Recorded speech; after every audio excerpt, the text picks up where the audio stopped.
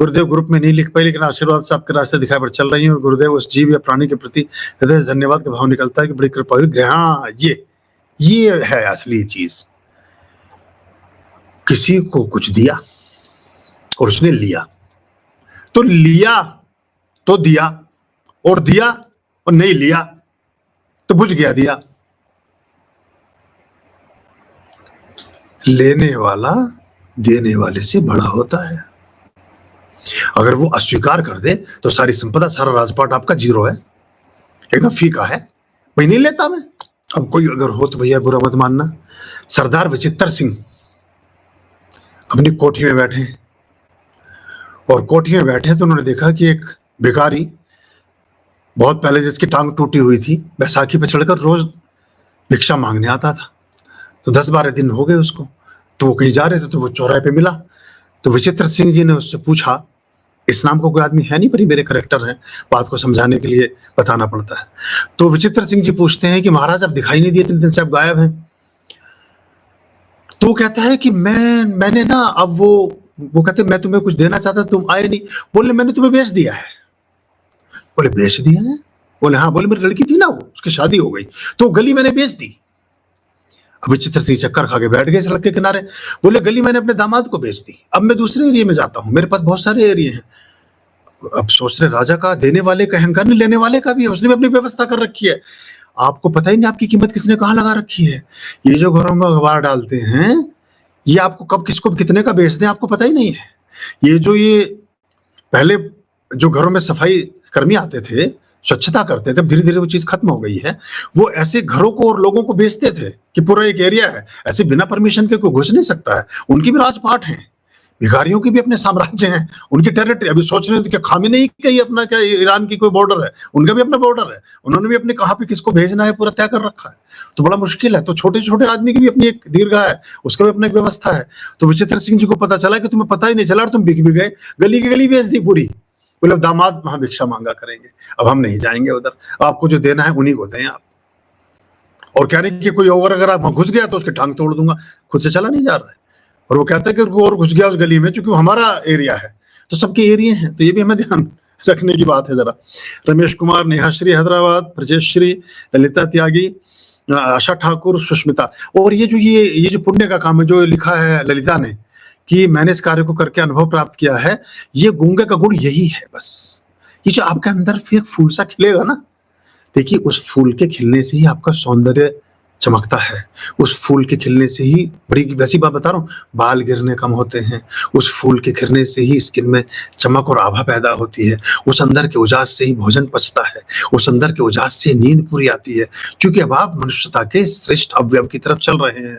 अब आपकी उम्र बढ़ रही है, अब आपका आभा बढ़ रहा है, अब आपका आभा मंडल बढ़ रहा है, अब आप दीर्घजीवी हो रहे हैं। और कृपणता जो है, वो कृपणता निरर्थक कृपणता। देखिए कृपणता शब्द अमीर के लिए ही बना है, गरीब तो कृपण हो ही नहीं सकता, चूंकि उस पर है ही नहीं। तो यानी कि कृपण कौन हुआ? जिसके पास है लेकिन देना नहीं चाहता। उसको फिर परमात्मा रोग लगा देता है। मतलब बुरा मत मानना, कोई बेचारे गरीब भी लोग रोग ज्यादा हो सकते हैं, पर ये IVF में कोई आपको कभी मजदूर नहीं मिलेगा सेंटर पे गया हुआ। ये हार्ट अटैक और BP हाई और फलाने, ये सब आपको कोई मजदूर नहीं मिलेगा। उस सब कुछ अलग संपदा काम कर रही है। क्योंकि राज कपूर जो फिल्में बनाते थे, अगर आप उनकी पुरानी फिल्में देखें तो उन्होंने प्रकृति और जीवों के साथ एक तारतम्य स्थापित किया था। अब उनकी उसमें कुत्ता मिलेगा, कुछ और चीजें मिलेंगी, वो उसके साथ सड़क पे अपना कुछ एक जीवन वो कर रहे हैं। फिर कुत्ते में अर्गला सूत्र होता है, एक अलग एक एनर्जी है, वो कुत्ते में पाई गई है सिर्फ। तो जब उस पर आप हाथ फिराते हैं तो आपके शरीर से, जैसे आपका उच्च रक्तचाप, हाई ब्लड प्रेशर है, या और बहुत जो टोना-टोट, जो बच्चे ऐसे जानवरों के पास खेलते हैं, थोड़ा आसपास रहते हैं, उनको केतु से संबंधित प्रॉब्लम्स नहीं होती है, उनको ये ऊपरी और इस तरह का असर नहीं होता, क्योंकि भैरव की सवारी है वो। ये सब प्रतीकात्मक है। सवारी मतलब भैरव का अंश है उसके अंदर। इसीलिए सूंघने से उसको ऊर्जाओं का पता चलता है। कितने बड़े रोबोट बना लें, अब कितने परमाणु बम का बनाने वाले व्यक्ति हो जाएं, कोई ऐसी मशीन तो ना बना सके जो बता सके कि इसमें ब्रीफकेस में क्या चीज रखी है कि नहीं रखी है। वहां आज भी एयरपोर्ट पर कुत्ते का ही इस्तेमाल हो रहा है, या बहुत सी जगह चींटियां ही बारिश आने का पता पहले देती हैं। मौसम विज्ञान उतना सटीक नहीं जितनी चींटियाँ सटीक है।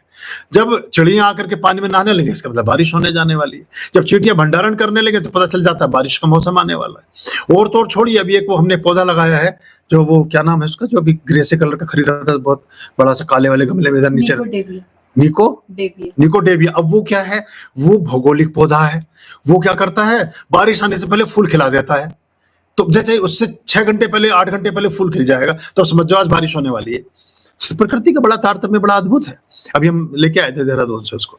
तो ये और उसको करना है, और ज़्यादा इसको करने में स्ट्रेस नहीं पैदा करना है, वरना इसका रस जो है वो खट्टा हो जाता है। मतलब जैसे घर में 4 लोग मिलके इसको कर रहे हैं, तो आपको ऐसी अप्रियता पैदा नहीं करनी है कि उससे बवाल खड़ा कर दें, अरे मक्का के दाने नहीं लाया, और तूने ये नहीं डाला, और तो फलाना नहीं करा, और ये उससे जो तनाव क्रिएट होगा, तो आदमी फिर ऐसी कोशिश करने लगेगा कि इस हम झगड़े झांसे से बचें। तो वो भी नहीं करना है, सदा सहता प्रेम के साथ, प्रीतिपूर्वक, और ये हमारे संस्कार का हिस्सा हो जाए, तो आपको पता चलेगा कि आपने जीवन में बहुत अच्छी चीजों को कर लिया है।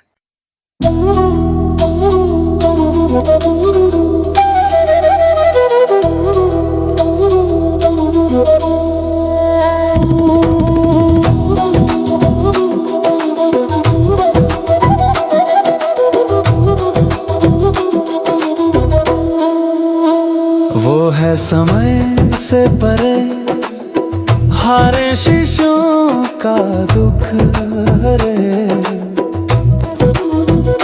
जो दे प्रेरणा शब्दों से पुष्प झड़े, जो हो जाए उनका संसार से तरे, भवसागर से तरे, संसार से तरे, भवसागर से तरे, संसार से तरे, भवसागर से तरे।